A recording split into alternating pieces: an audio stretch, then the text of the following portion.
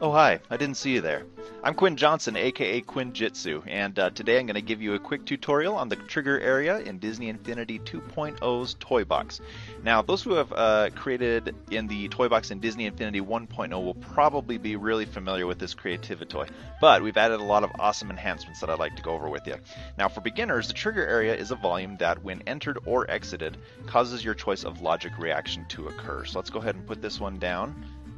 So let's just say we want some, we're going to do this. Let's connect it.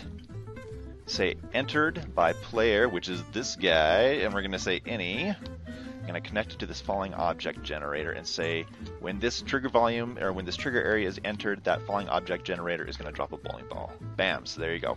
And you'll also notice that I can also make logic so when something exits the trigger area, I can also make some logic occur. So we'll go ahead and connect it to this party cannon and say we want some fireworks. So you'll see once again when I enter the trigger area, it'll drop that bowling ball. When I exit it, fireworks go off. Really, really cool. Now you'll also see that when you go into the trigger area and go through its logic, that there are lots of other options of what will set off that logic. So you'll notice that there's any, which is pretty much anything you can think of that enters that trigger area will set off the logic. Under player, you can specify any or any player 1, 2, 3, or 4.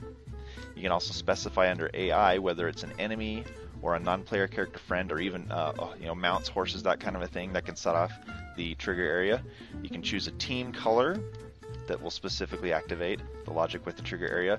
There's also physics ball, which is pretty much anything that is dropped by the falling object generator, things like footballs, bowling balls, boulders, that kind of a thing.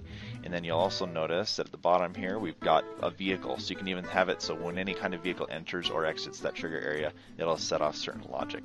One of the other awesome new enhancements that they've added to the trigger area is you'll notice these little corner diamonds.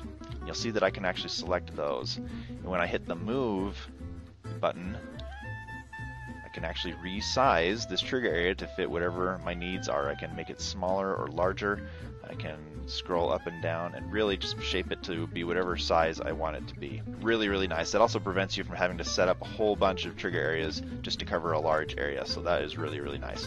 One of the other new enhancements they've added to the trigger area is that it no longer has collision. What that basically means is that you can set it on top of or through any object or terrain, and it will still totally work. Very, very nice. It really is giving you a ton of freedom to work in the trigger areas in any possible way that you might need. Now, one thing I do also want to mention is that you can set it up so that certain creativity toys will activate or deactivate the logic that's connected to the trigger area. So for instance, let's say that I don't want the player to be able to wander in and out of this trigger area and keep making the fireworks going off and the bowling balls dropping. I want that to end once they hit a certain point in my level. So what I'm going to do is just connect this trigger, say stepped on by any, and I'm going to connect that to the trigger area, and I'm going to say deactivate. So basically what that's going to mean is now that I'm stepping on this trigger area, all the logic that I had connected to entering or exiting this trigger area are going to be killed. So you'll notice that now when I enter or exit the trigger area, none of my previous logic works. Now let's say that later on in the level I want all that logic connected to the trigger area to be reactivated. Let's go ahead and do this and say that when I hit this action button, that all the logic connected to the trigger area will once again be activated. So now when I hit the button, I run back in here into the trigger area. When I exit or when I enter it, the bowling ball gets dropped. When I exit it, the fireworks there. So this is really nice to let you really use the trigger areas however you want.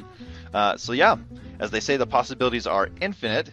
So now go and make something amazing using the new and improved trigger area. Later.